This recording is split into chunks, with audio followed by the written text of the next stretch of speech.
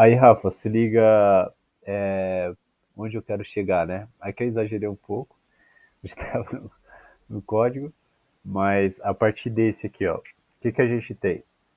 Aqui é a visualização da estrutura de hardware do sistema, né? Certo. Então, imagine que a nível de funcionamento, cada componente desse ele vai ter um comportamento, beleza? E aí, como que eu represento isso? O que importa para a gente, o que esses equipamentos estão fazendo é a telemetria do sistema de foguete. O que é o sistema de foguete? Ele tem algumas etapas. Então está aqui uma lista. Temos as fases de voo e a trajetória. Nas fases de voo, segundo o autor que eu peguei aqui, quem que é o autor? Esse cara aqui, ó. Ah, então isso aqui é o que importa pra gente. Então, segundo esse documento, ele menciona as seguintes fases: sobre a rampa, propulsada, balística, sustentada, terminal.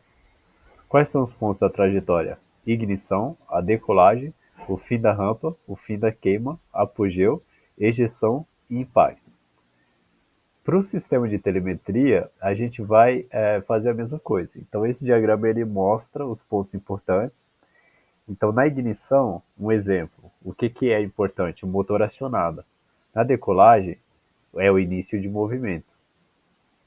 Na fase de voo, sobre a rampa, na rampa de lançamento, então, depois, no fim da rampa, ele deixa o lançador, fase propulsada, motor em funcionamento, fim da queima, motor para de funcionar, aí entra na fase balística, que desliga-se a recuperação, ascendente, ganho de altitude, apogeu, altitude máxima, descendente em queda livre, ejeção, sistema recuperada, ação ativa, fase sustentada, a queda com a sustentação para paraquedas, a fase terminal, queda em velocidade constante e aí o impacto. Ainda dentro daquele outro, a gente pode. Ali foi um fluxo total de toda a trajetória do sistema. Aqui a gente pode considerar de forma simplificada a ignição, né, decolagem, início que é a ignição é caracterizada pelo acionamento do motor.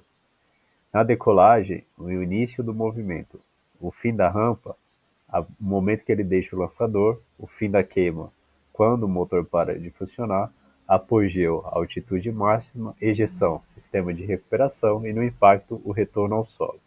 Tá. Agora, para o motor acionado, dentro do nível de instrumentação de telemetria, o que é importante, né? Então a gente vai fazer essa pergunta para cada um deles para expandir essa caixa. E a gente vai expandir essa caixa em várias outras tarefas. Então aqui eu coloquei um exemplo. E na ignição a gente tem um motor acionado. No motor acionado, eu tenho, né, eu preciso verificar na telemetria o estado da posição, qual a posição inicial, como está o sistema de alimentação, então tensões 12, 5, qual que é o sinal da queima, né, se existe um sinal ali identificando quando a queima iniciou, quando a queima terminou, porque é a confirmação da ignição, o teste, então teste de gravação iniciado, né, então quando que a gente começa a gravar, o nível de carga, a carga da célula, a verificação do nível de carga, e os dados, a transmissão LoRa, também envio de dados para a Terra. Então, basicamente, eu coloquei alguns exemplos, né, definitivos, só para a gente começar a pensar como eu estou imaginando, né, propondo a estrutura de monitoramento da telemetria. Beleza?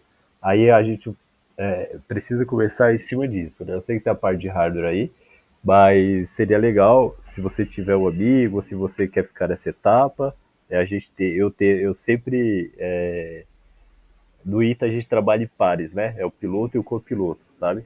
Então isso funciona bem.